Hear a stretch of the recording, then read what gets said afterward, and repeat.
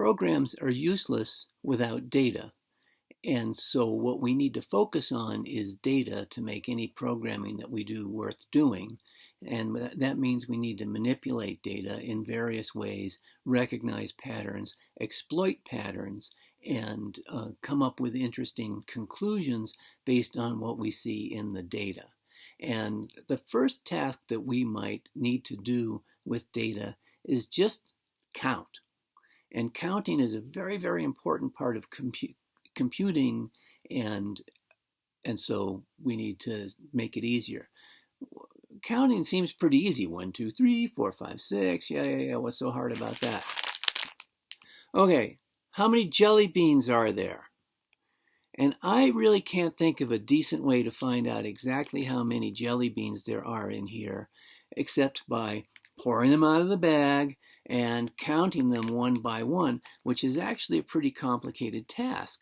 Counting is not easy unless you have some underlying pattern or other way of exploiting the structure of the data in order to make it easier to count. And so you need to organize data and find ways that we can count other than just one by one. So there are some set theoretic constructions that help us out with this, but and some other combinatorial, that's the word that gets used in mathematics and in computer science about this, combinatorial operations that help us count data more efficiently. It might not be as tasty, but, well, we'll see when we dip the Oreos in milk in a little bit. So let's talk about counting. And the first thing that we can do to help us with counting is a reminder about Cartesian product of sets. So if A and B are sets, we're doing this in the abstract because it's a lot easier to do in the abstract, and we won't be tempted to eat any of the data. So the Cartesian product is a set that's constructed from two sets, and what it is, it's the set of pairs where one entry in the pair is from the first set and the other entry in the pair is from the second set. So this is the set notation way of expressing the Cartesian product. There's a much more dramatic way that we can use if the number of elements in A is, say, 5, and the number of elements in B is, say, 7, we can think of the Cartesian product this way, and I'm making a nice conceptual grid. So what I've got in this grid is 5 columns and 7 rows, and so what we could do is have anything in this grid would correspond to, let me color in one grid square. That corresponds to a certain element of A and a certain element of B. So each one of these is an ordered pair of elements from A and B and then corresponds to the point in the Cartesian product A comma B. So each square is one point, and that tells us in a pretty simple way that the size, the number of elements, the count in the Cartesian product of A and B is the actual product of the individual counts. So if one has 5 and the other has 7, then the product has 5 times 7. It's not 35, it's 5 times 7. 5 times 7 is the organizing principle there that tells you where this data came from and what you did to process it. If I walk in right now off screen and say, hey, 35, that's not going to mean anything. But if I walk in and say, hey, 5 times 7, then you think, oh yeah, that might just be a Cartesian product and 5 in this way and 7 in this way. And so at least it gives you something to start to grasp with if I give you 5 times 7. 35 could be the age of my nephew. I think he's older. Anyway, so 35 doesn't make sense. Leave it as 5 times 7 until you need to tell the purchasing department how many things to buy, because you need to give them a solid number. But keep the pattern in how you describe things. So Um, Another way that you can think about this is by kind of filling in blanks, and that can work out to be as you look at the ordered pairs and you want to fill in the blanks. Let's just stick with these numbers. You've got 5 choices for the first one. So I've just written that in there. And then you've got 7 choices for the second one. So that's giving the same sets A and B we were just talking about. So if you look at choices and you want to make things a little bit more interesting, let's ask ourselves a computer question. And the computer question is, okay, you've got 8-bit bytes. How many different 8-bit bytes are there? That's a counting question. How many are there? And so what I'm going to do here, I also want to show you a trick about something, which is the easy way to make a good grid. And so there's my byte, and I want to make 8 bits. So the first thing I do is cut it in half. And so I need 4 in each of these. And then if I, on each side, if I cut each side in half again, now I need 2 in each one. And then and then to do each side in half again, it comes out better if you don't do it upside down, which I'm doing. There it is. There's our 8 bits. Nice, even-sized blocks. This is a trick that you can use. And that's a recursive trick, by the way, right? I mean, so we're going to cut it in half, and then we're going to cut each half in half, and then we're going to cut each half of a half in half.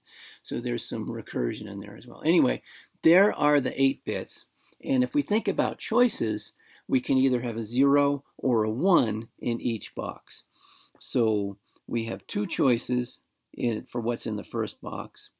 The other ones don't care what's in each other's box. So we've got 2 choices for the second box, and we've got 2 choices for the third box. So what we're actually looking at is a Cartesian 8-fold product of the set 0, 1.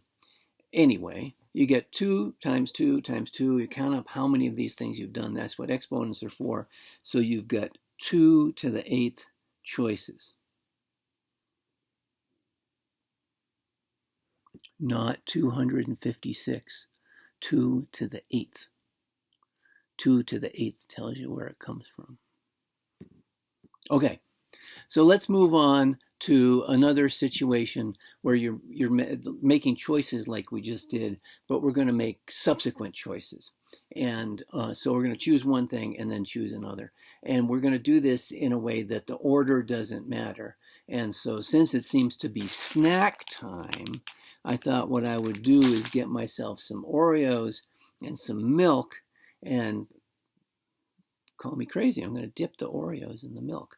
The problem is, how many ways can I do that? And what, I guess right-handed, left-handed? No, we want to think about this in a computational way.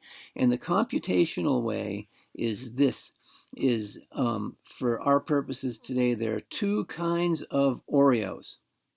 I think I better use a capital O there. There's the regular and the mint. People in my family like mint, and I've come to enjoy them as well. So there are 2 kinds of Oreos. And I started to go through and count how many kinds of milk there are, and I'm coming up with, we're restricting ourselves to cow milk, okay? I mean, you could throw in more choices: pasteurized, unpasteurized, homogenized, non-homogenized, glass bottle, carton, Tetra Pak, whatever. But let's just go with the percentage of milk fat. So I'm seeing that you can get skim milk, 0%. You can get 1% milk. You can get 2% milk. And you can get 4% milk. 4% milk's hard to come by. But this is a course in computer science, not in data management. So I'm not going to tell you which kinds of cows have 4% milk. Yes, I am. The dairy herd is mostly Holsteins, and Holsteins give 3.5% milk. Jerseys give 6, I believe, 6% milk. Oh, super rich. Anyway, so we're going to pick an Oreo, and we're going to pick a milk. And so that's the situation. But I want to represent this in another way, which is to say I'm actually going to pick the milk first. So we're going to make a tree diagram that shows what the choices here might have been. And these trees are actually kind of hard to draw unless you stop and think about them. And so I need to have 4 branches coming out for my first choice is the choice of milk. And so I'm going to draw the endpoints of the branches.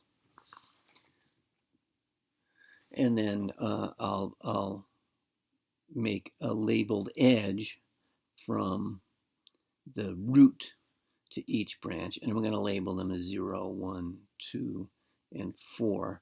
That's a little bit dangerous. I'm going to call them 0, 1%, 2%, 4%. Someone who just walked in the room might say, oh, there are 4 choices of doing this or so forth. No. So there's my milk choice. 0%, 1%, 2%, and 4%. And then we're going to fill in the Oreo choice. There are 2 kinds, regular and M. So I'm going to use R and M to represent those. Now the thing is, once I've picked my milk, the Oreo, I can freely choose either kind. And so, not both. No. This is an exclusive OR situation. Anyway, so it's very easy to make a too busy diagram if you make the branches of the tree too spread apart from each of these. So that works out pretty well. It takes some practice. The first time you draw a particular tree, you may not get it right. And later on, we're going to have a lot of trees like this. And so practice is good. Anyway, so then I'm going to label each one. There's the regular Oreo or the mint, or the regular or the mint, or the regular or the mint. Hey, I'm getting hungry. The regular or the mint. And now we can count how many things happened here. And so there are 4 branches, and after each branch there are 2 branches. So the situation here is that we have 4 times 2 choices. Not 8, 4 times 2. 4 times 2 is different for this purpose than 2 to the 8th, or I'm sorry, 2 cubed. And so they're different because they came out in different ways. And you want to express things in a way that gives you the pattern that you've exploited in the data, which in this case is you had a choice of 4, and then off of each of those you had a choice of 2. Anyway, now class, it's time for recess. So we're going to have Oreos and milk. And when we come back, we're going to talk about what happens when the order does matter. One way that you can get the order to matter is you want to count something in here, and you take one out and eat it, and now the next time you go in there to count something, there's a smaller number, and so that's really going to change how the count goes. But we're going to handle that as well. Anyway, bon appetit, enjoy your dessert, and keep counting.